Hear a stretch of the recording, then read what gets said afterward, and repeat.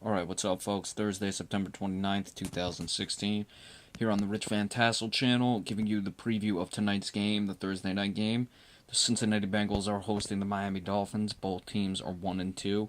Neither team is or has a win in their respective situations. Cincinnati 0-1 at home. The Miami Dolphins are 0-2 on the road. The injuries first for the visiting Dolphins. Jelani Jenkins, linebacker, doubtful. Jason Jones, defensive end, Devontae Parker, wide receiver, Rashad Jones, safety, are all questionable, and Mike Pouncey, the center, is out. For the Bengals, Deron Smith, safety, questionable. Tyler Eifert, tight end, and Dre Kirkpatrick, cornerback, are both listed as doubtful. However, I just saw that they are inactive, so they will not be playing tonight. Cincinnati is in a tough spot in this game. Certainly, they were benefited a bit by the fact that the Steelers lost last week to the Philadelphia Eagles, a game I was expecting the Steelers to win. But they're chasing two quality teams in the Ravens and the Pittsburgh Steelers, and that division is just tough at the top to begin with. Of course, you have the Cleveland Browns, but I predicted all three of those teams, the Bengals, the Steelers, and the Ravens, would finish above 500 this season. So certainly Cincinnati's got to get going. Miami had that win against the aforementioned Cleveland Browns on Sunday. Their first win of the season had to go to overtime and relied on the Cleveland kicker missing 3 field goals for them to be able to do so. Now, Jarvis Landry is playing, Devontae Parker is playing tonight, so they will have their full complement of Dolphins, that is, of wide receivers with Jarvis Landry. And with the injury to Dre Kirkpatrick not being able to go, Miami can look to take advantage of that situation. The Dolphins, we discussed with Ryan Tannehill. I just don't think he's a good enough quarterback, really, to get the job done, and we continue to see him be inconsistent. He was even inconsistent in that Cleveland game last week, and I don't know if he has what it takes for this team to be able to win a very much needed for both teams game on the road. The loser will drop to 1-3. Now, I don't think the 1-3 is a death sentence like people will make it out to be, but certainly if Miami can win this game, they get to 2-2, and they have a win over a team that could potentially be there in the playoff chase late in the season. So it's not the biggest of statement games for the Miami Dolphins, but certainly a statement game in some sense, because Miami has not shown the capacity to be able to win these type of games.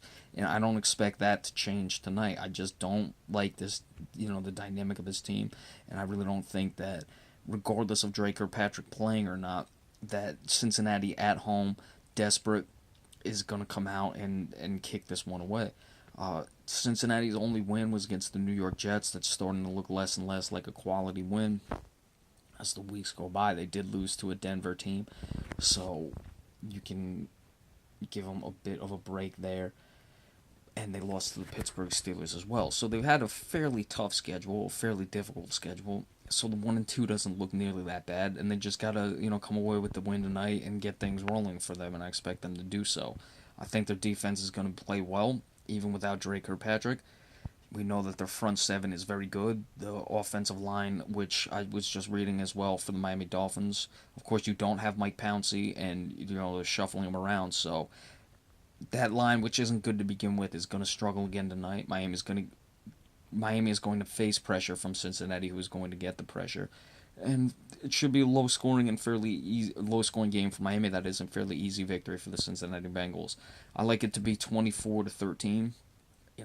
Especially with the short week. That's why I had the score as low as it is. In today's NFL, it's tough to see scores like that.